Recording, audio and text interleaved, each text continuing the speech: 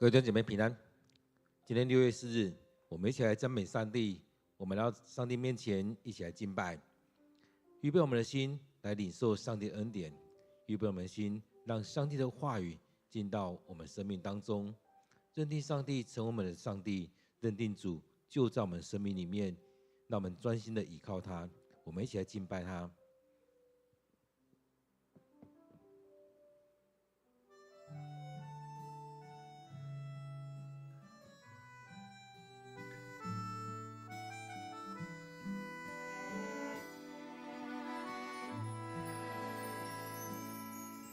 我要专心仰赖你，不依靠自己的聪明，在所行的事都要认定你。我要专心跟随你，不依靠自己的能力，在所行的事你必指引。将你的话语记在经箱上，刻在心板上。主啊，我站立敬畏你。你是道路、真理和生命，走进你心意，献上一切。主啊，我尊荣你。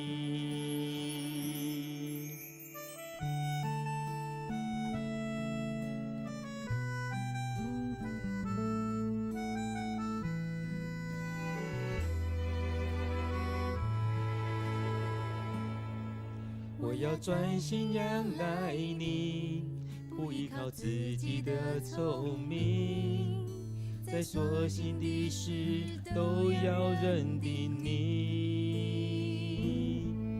我要专心跟随你，不依靠自己的能力，在所行的路你必指引。将你的话语记在经箱上，刻在石板上。主啊，我站立敬畏你。你是道路、真理和生命，走进你心意，献上一切。主啊，我尊荣你。将你的话语记在经箱上，刻在心板上。我站立敬畏你。你是道路、真理和生命，走进你心意，献上一切。主啊，我尊荣你。献上一切。主啊，我尊荣你，献上一切。主啊，我尊荣你。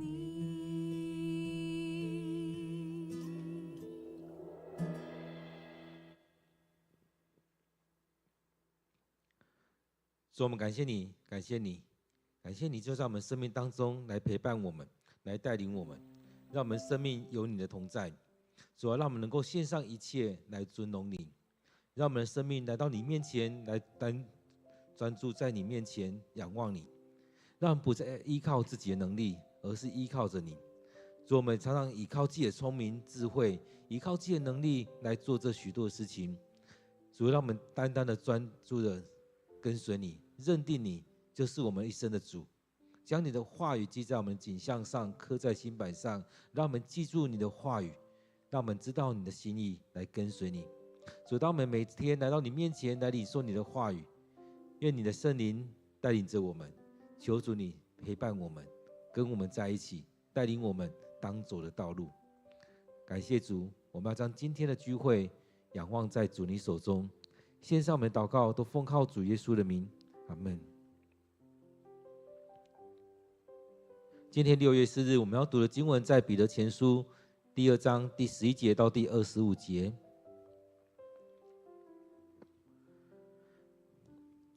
亲爱的朋友们，你你们在世上是寄居的，是旅客。我劝你们不要放纵肉体的私欲，这种情欲老在跟灵魂争斗。在外邦人当中，你们应该有端正的品性，使那些说你们坏话、指责你们做坏事的人，因看见你们的好行为，就在主再来的日子归荣耀给上帝。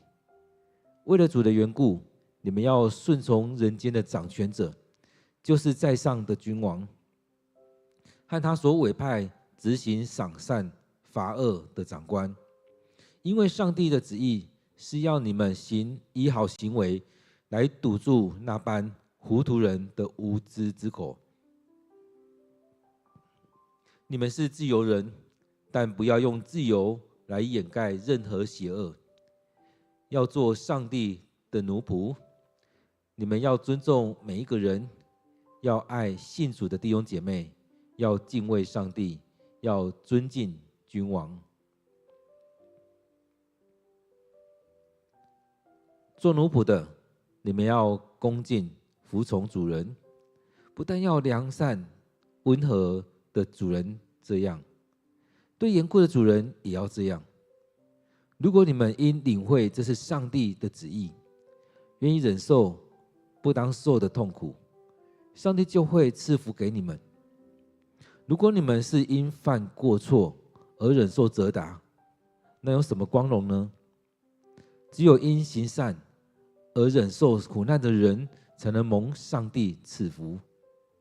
上帝呼召你们的目的就在这里，因为基督为你们受苦，给你们留下榜样，为要使你们能够跟随他的脚步走。他没有犯过罪，也没有人听过他撒谎。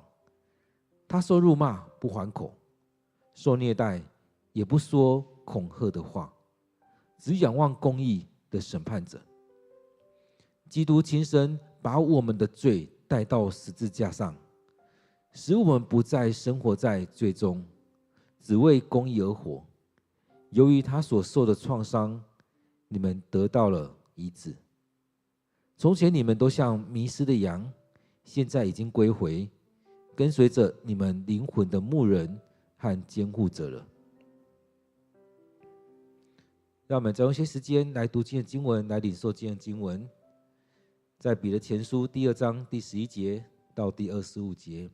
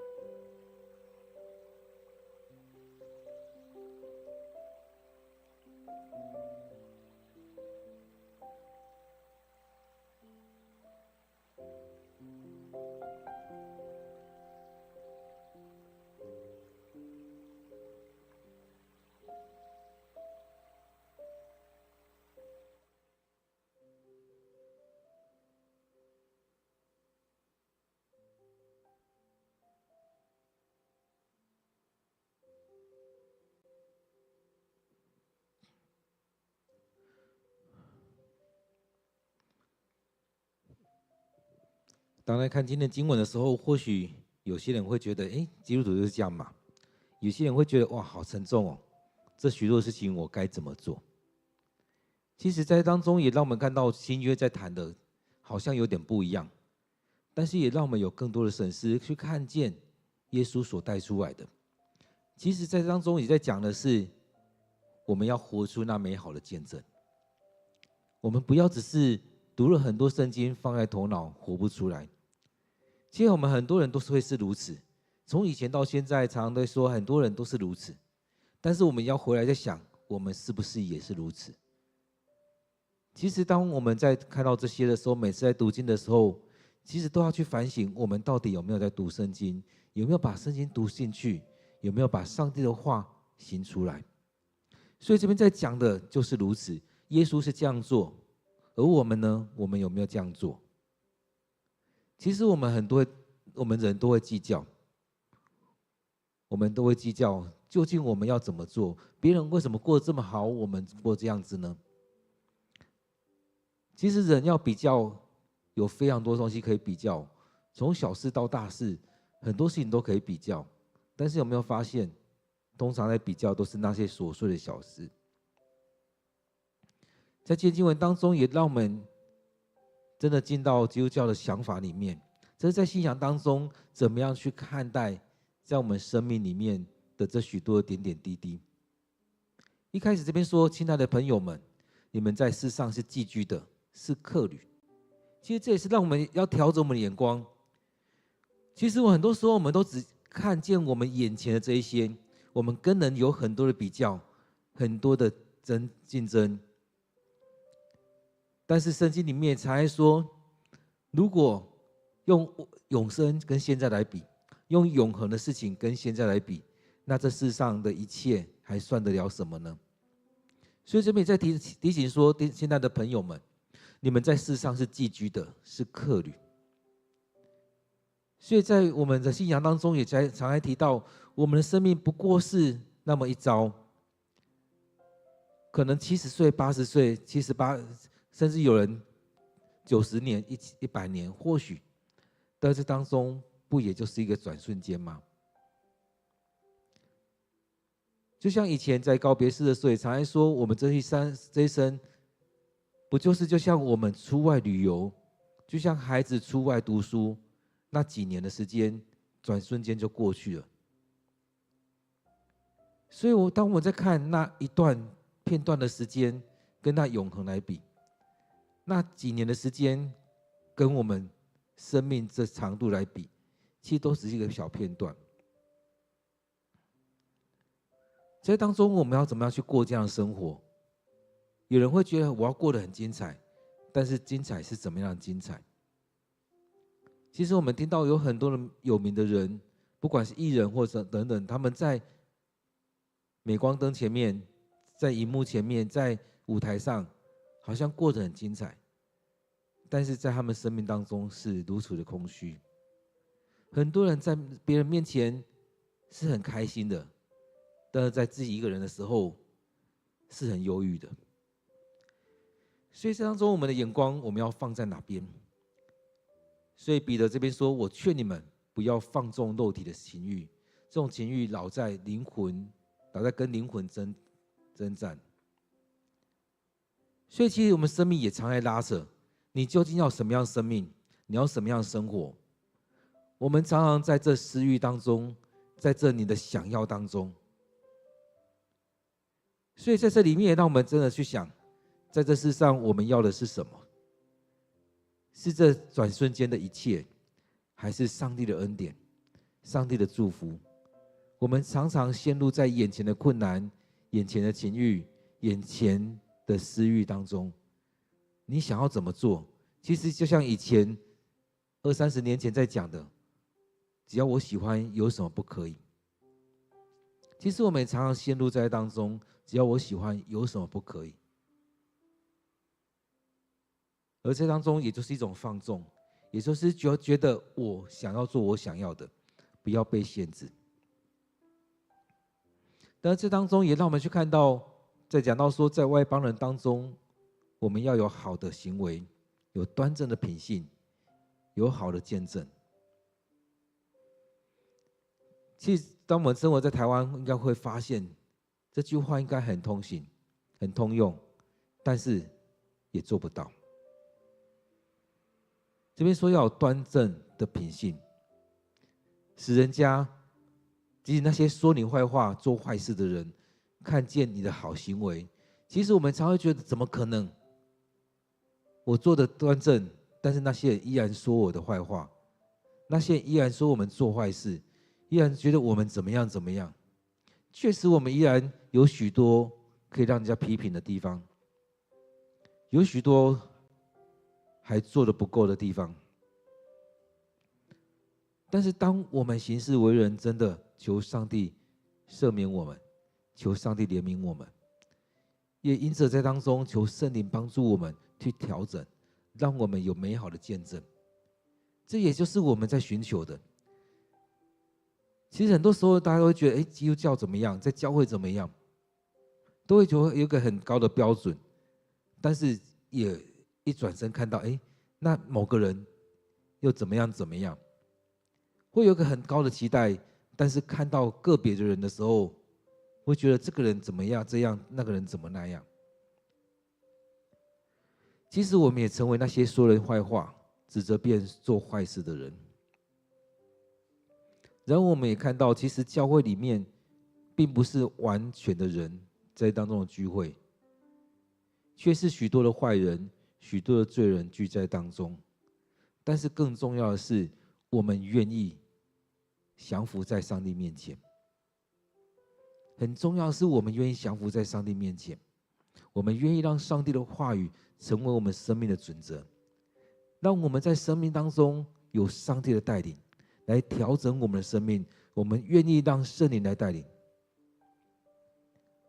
当然前面这些话，我当然知道，既有某一些人愿意这样做，许多人其实并不愿意被上帝的话来改变。当然我们也只能说，恳求上帝怜悯我们，也帮助我们真的愿意放下自己，让上帝的话成我们生命的准则，让圣灵来触摸我们，来改变我们。所以在当中，我们真的如果要讲弟兄姐妹怎么样，确实有很多可以讲的。但是更重要的是，我们回到自己跟上帝的面前。这边讲到说，你们应该有端正的品性。其实也可以看到，确实我们有很多可以被人讲的，有很多很糟的行为。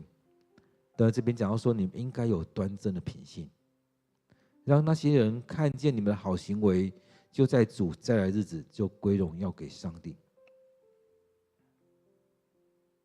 其实当我们在看旧约的时候，很多那些没有信上帝的人，也会因着他们所看见那些事情，说你们的上帝是真的上帝。在我们生命当中，我们也能不能也活出这样的生命，让人看见我们的言行举止，就开始看见人的不一样。我们看到很多人喜欢骂脏话，那我们呢，是不是喜欢骂脏话？当许多人在讲别人坏话、闲言闲语的时候，我们也要跟人家一起讲吗？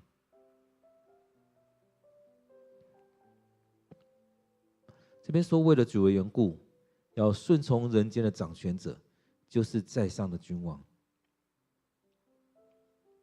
当我们讲到说现在是自由的社会、民主的社会，其实对我们来讲这也很难。但是在当中，我们去看在上的掌权者，他们所做的是不是合上帝心意，还是要合你的心意？其实很多时候我们都是觉得事不关己，但是许多时候伤到自己的权益的时候，就会开始来反对。但是当中，其实在谈的是我们愿不愿意先降服在上帝面前，然后再谈后续的这一些。这边讲到说，我们要顺从的是那些在上的君王和他所委派的赏善罚恶的长官。确实当中有很多很糟糕的官，但是在这里面，我们要为他们祷告，求上帝来怜悯，求上帝来调整。所以这边一直在讲的是，我们生命里面要有那美好的见证。这边提到说，因为上帝的旨意是要你们以好行为来堵住那般糊涂人的无知之口。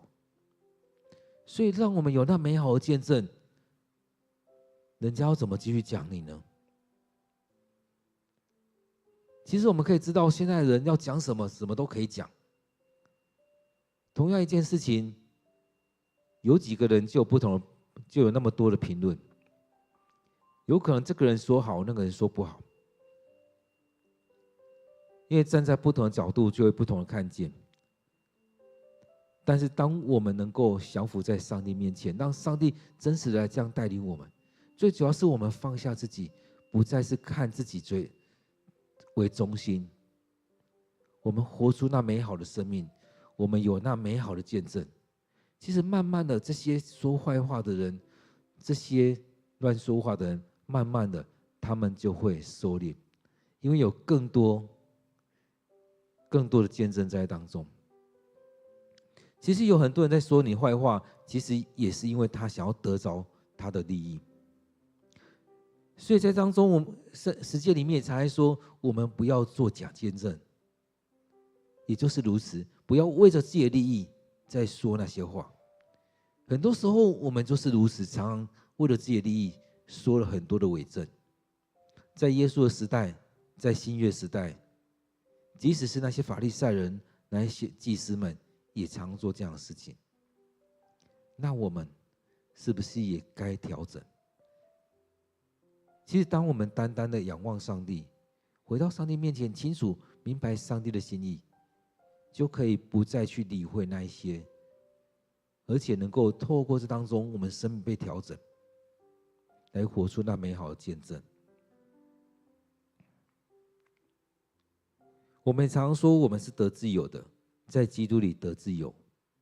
然后他说，不要用自由来掩盖任何的邪恶，不要以自由，不要说只要我喜欢，有什么不可以。所以更重要的是，我们虽然是自由人，但是我们回到上帝面前，去明白上帝的心意。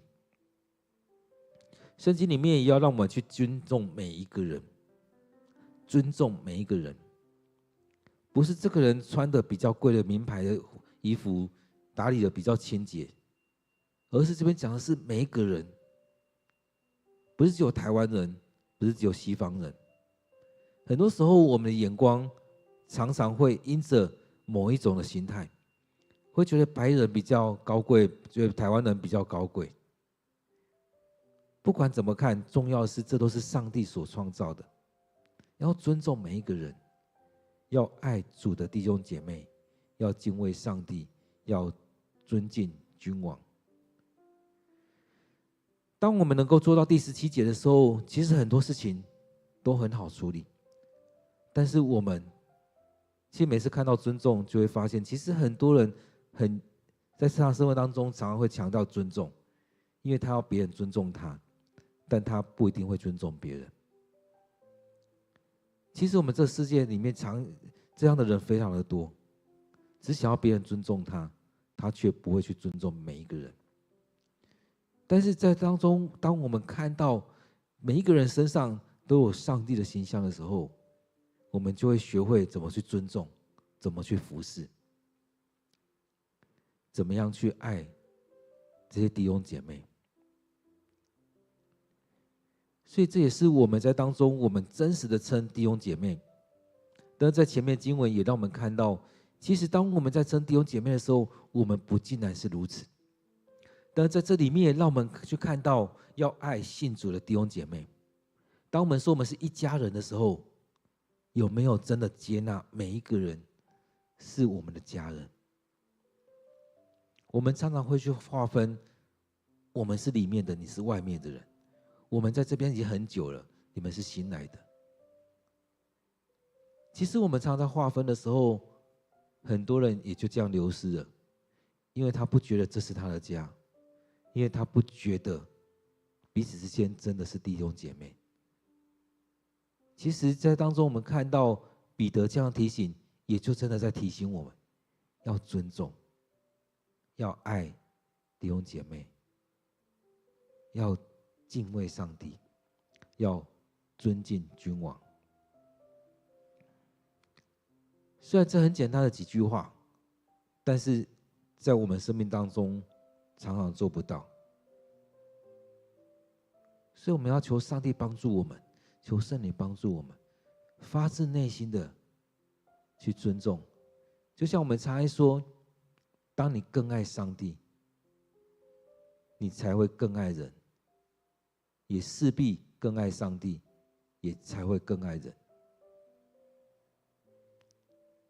当然换个角度来讲也是一样，当你能够更爱人，你也才能够更爱上帝。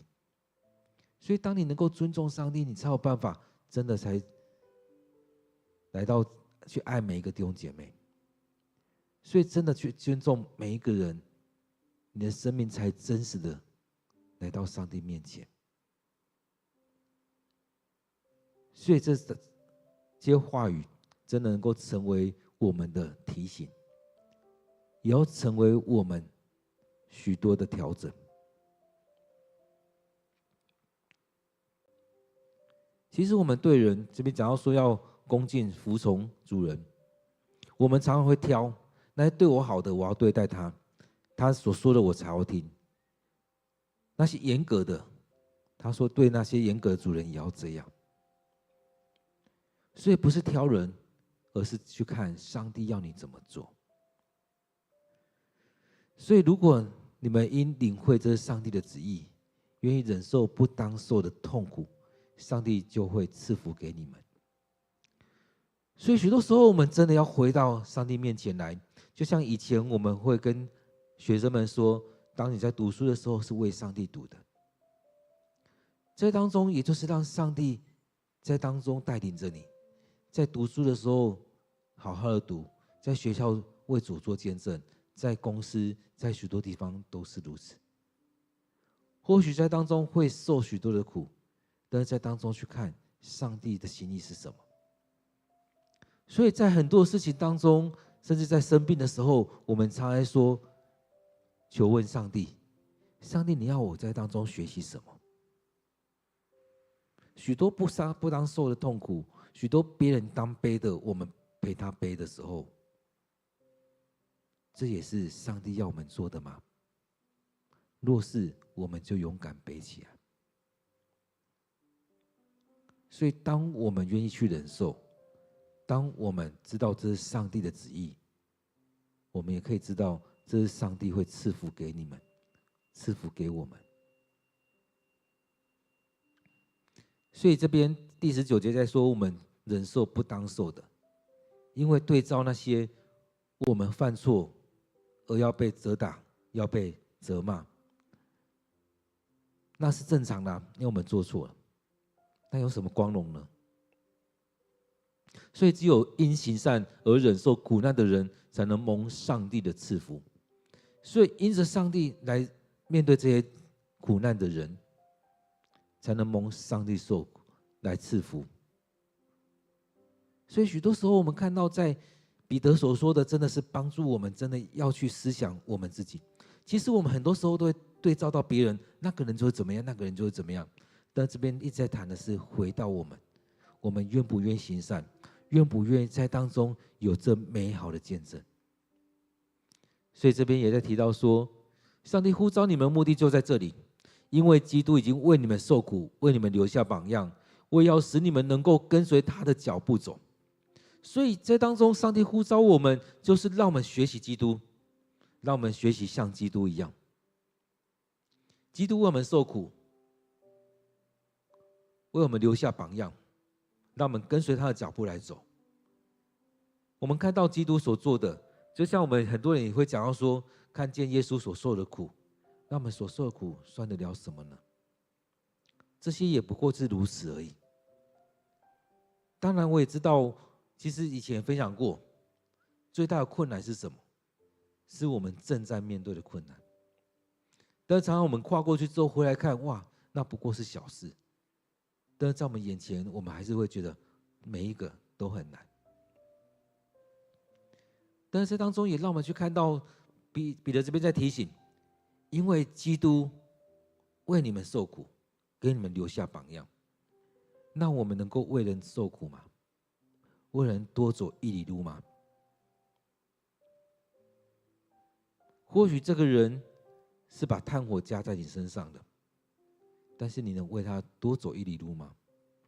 这边讲到说，耶稣没有犯罪，也没有撒过谎，他受辱不还口，受虐也不说恐吓的话。我们生命也常是如此，面对到许多受辱、受虐待，但是我们常常从嘴巴讲出那很难听的话，我们无法忍受这些。但其实很多时候也曾经分享过，有些人讲出那些难听的话，有些人做出那些很糟糕的事情，但是有时候我们从牧养的角度，从心理的层面来看，其实看见这些人生命的软弱。其实当这样看的时候，有时候会看到，原来上帝也是如此看待我们，看见我们的软弱，我们的伤，也期待我们去领受上帝的爱，上帝的充满。其实有时候看到这些人破口大骂，讲出那很难听的话，但是我们却是看到他生命里面的伤痛的时候，其实有时候也是一种怜悯在当中，也期望他领受上帝来医治他，而不是一直在骂，一直在骂而已。所以那些欺负人的，其实我们看到这些人生命里面真的有很多的伤，很多他可能知道，他可能不知道的。所以当我们去面对这些的时候，其实也就会比较能够去面对这一些。但是我们被伤害了，我们也求上帝怜悯我们，也求上帝爱我们，透过他的爱来医治。所以这边继续在讲到说，基督亲身把我们罪带到十字架上，使我们不再生活在罪中，只为公义而活。所以我们感谢主，真的在当中感谢主，他为我们钉在十字架上，过去的这些就让他过去了。因为若人在基督里，他就是新造的人。由于基督为我们所受的创伤，我们得着了医治。所以就是在当中，我们所面对的这些，也为什么是耶稣要跟我们来同担这十字架？我们的重担交给他，让我们不再陷入在当中，而是要得着一个新的生命。所以我们生命里面真的有很多得罪上帝的地方，有很多的创伤，有很多的伤害在我们生命里面。但是你愿不愿意把这些都摆在上帝的手中，放在耶稣的手中，与他一起钉十字架，让这些罪就过去了，让这些伤他为你抚平。有很多人生病不愿意去医院，然而在最后去医院的时候，却是已经来不及了。当我们跌倒了，当我们有一些伤，我们把它清创，把它涂药，把它好好的处理起来。这让我想到以前我们教会一个年轻人跟我同届的，他是受伤，在医院的时候，他妈妈说在医院的时候，医生的建议是把脚锯掉。但他妈妈也问医生说有没有其他的好的机会，所以他妈妈就陪他每天帮他换药，让他的脚那些坏死的肉重新长起来。所以后续我们看到花了一段时间，几年的时间，这孩子的脚，那时候是孩子跟我一样，他的脚原本是要被锯掉的，但是当中肉长起来了，筋长出来了，那他后来也得以去英国留学，去中国工作，也结婚生孩子。他的身体虽然受伤了，但得着了医治。在人来看，或许要将脚锯掉，但上帝却给他恩典，让他得着了医治。我们的生命也需要如此，不是只在看到那些坏死的，让我们没有希望，而是他的妈妈给他一个新的希望。上帝给我们一个新的希望，让那些烂掉的肉、坏死的肉，把它清掉，让我们得着了医治。所以我们很多时候就像是那迷失的羊一样，我们被基督找回来了，就像耶稣在讲那100只羊的比喻一样，走迷了路，牧人把他带回来。所以在我们生命里面，我们会去经历这许多事情，然而上帝的恩典与怜悯在我们当中，我们愿不愿意降服在上帝的面前？许多时候我们都是嘴巴讲我愿意，我愿意，但是当我们在读经的时候，我们需要从你的内心来跟上帝说，主啊，我愿意降服在主你面前。所以当我们祷告在说阿们的时候，其实也就是耶稣在讲的阿们阿们，切切实实的，这句话是真实的，发自我内心所说的，不是一个虚谎的，是发自我心里面所说出来。主啊，我愿意跟随你。当我们在读经祷告，当我们在主人面前的时候，将回应的时候，发自内心的回应的时候，我们才有办法把上帝的话落实在我们生命当中去实践出来，而在当中也才能让外邦人看见我们的好行为，来归荣耀于上帝。因为我们生命当中所实践出来的，成为那美好的见证。所以我们真的很软弱，常常会在别人的那些闲言闲语当中而跌倒、受伤、生病。但是我们求上帝赦免我们，求上帝来医治我们。许多时候我们都会说需要好行为，需要好行为。许多好行为似乎只是做给别人看，许多的好行为似乎只是一个交换，因为要做功德，要做给别人看，要去交换这些点数的累积。但是更重要的是，我们先回到上帝面前，让上帝来赦免我们，让上帝来恩待我们，让我们生命被上帝调整，让上帝的灵充满在我们当中。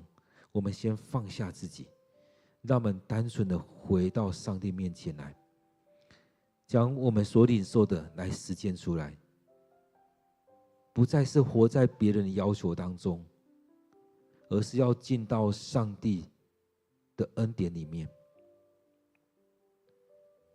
不是在别人的要求，而是因着上帝的爱充满在我们当中，我们回应上帝，我们去实践出来。我们有一点时间来回想今天的经文，来默想今天的经文，我们要怎么样来回应上帝？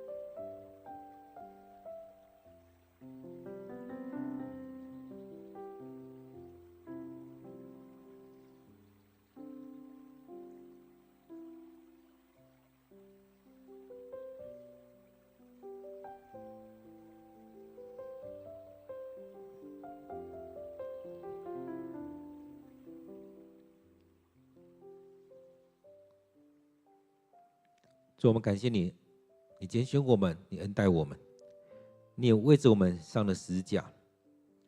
主要在我们生命里面，我们真的有许多软弱的地方。主帮助我们，让我们仰望你，让我们学习你的样式，就像你的门徒一样，学习你所说的，学习你所做的，将这些成为我们生命里面的核心的思想，让我们很自然的去实践出来这些。当然，主，我们知道很多时候我们做不到，但求主你帮助我们，让我们在每一天当中都累积一点，多改变一点，多贴近你一点，让我们生命当中有主你同在，你的恩典与带领。主啊，让我们在当中能够活出那美好的样式来，不再是为着自己，而是为着主。所以我们知道我们生命里面有许多的软弱的地方，但是也让我们从这当中因着爱你，我们尊重每一个人，因着爱你，我们也爱这许多弟兄姐妹，因着爱你，我们也敬畏你，因着爱你，我们也看见这世上的一切，我们愿意在当中来摆上。主要让我们的生命里面有主你的带领，你的恩典，让我们不再跟这世上的人一样而已，而是我们真实的活出你的心意。亲爱的主，我们来到你面前，恳求你帮助我们，让我们有能力去处理这许多的事情，许多的状况，让我们有能力来到主你的面前，让主你的带领，让我们愿意降服在主你面前，让我们活出那美好的见证。感谢主，我们将祷告祈求都奉靠主耶稣的名，阿们。愿我们每一天都来到主的面前，来领受上帝的恩典，让上帝祝福我们，带领我们每一天。